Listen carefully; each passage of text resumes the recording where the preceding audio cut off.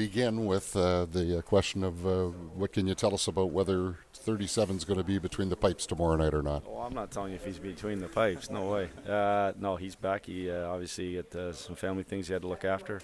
He's actually going to jump on the ice right now. He's going to go through a routine with flats that he likes to do the day before a game, and we'll get into tomorrow, morning skate, get on the ice, and we'll move forward.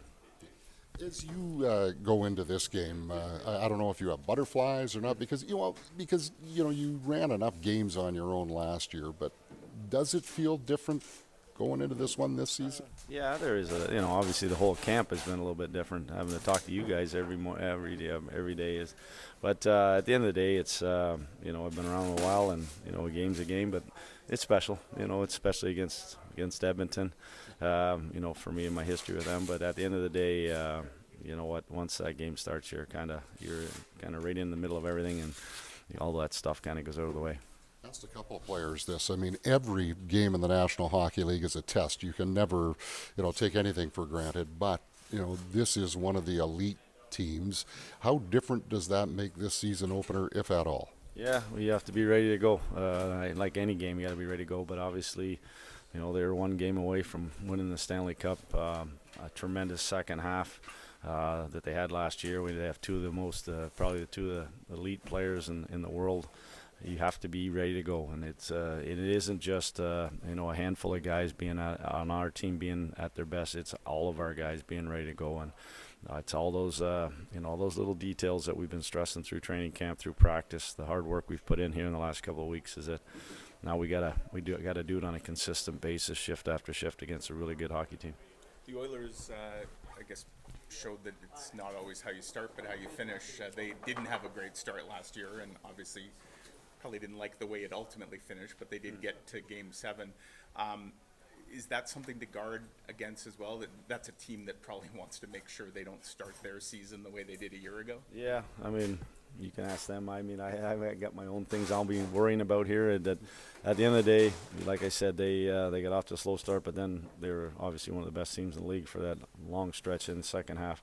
Their power play is always going to be extremely dangerous, but they really picked up their penalty kill. Their specialty teams really changed and made a big difference for them. And all of a sudden they got in that groove, and we were on that groove last year as well. And you kind of, when you're feeling good about yourself as a hockey team and how you're playing night in, night out, kind of things take care of themselves.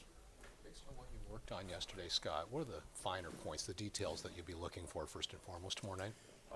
We're going to have to play fast against these guys. They're quick. They got some people that can close on you. We talked about, when coming out of our end or our neutral zone regroups, that we're not holding on to pucks, not going, D to D, back to D, and try to slow things down.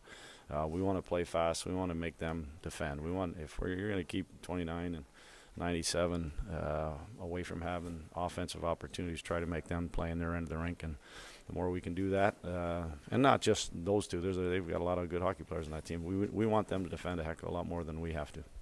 I've just gone by quickly, but what have you seen from the Nemestikov line through training camp that gives you that you're happy about? Yeah, first it's kind of each guy individually kind of getting themselves up to speed, kind of getting their conditioning, kind of getting their touches. Fetz was late to the party, so they were a little bit behind on that. But that's why I tried to get them a lot of practice time together, a couple of games together.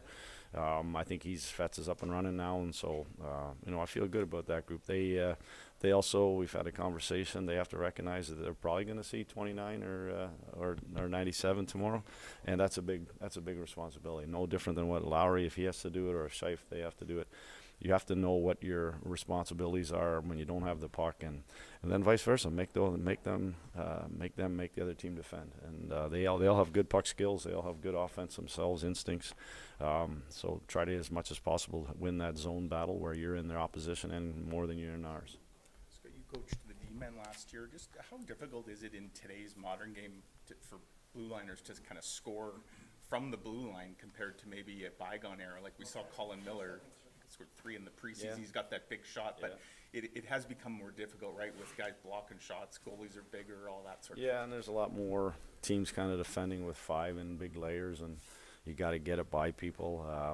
Forwards are going to either get in the lanes or the D or in the net front, but when you have a cannon like that, there's a tendency for some guys maybe not quite get in that lane, maybe take a little step to the side, and it's no different than somebody else on our team. If you have some some kind of trait that's really good, and that shot being one, to try to get it off as much as possible. Like that's what we've talked about since he came last year, and then so certainly all of camp is that every get a chance, you got a lane, you got an alley, pound that puck, because it's not just the shot going in, it's maybe the rebound, the sort of the craziness that happens after that shot. If there's a rebound, the puck spits out, then we can kind of track that as well. So he's got to use it as much as he can. Plan to keep all 3 goalies up? We'll get through this game. We'll just get through this game in Edmonton, come home, and we'll readdress where we're at.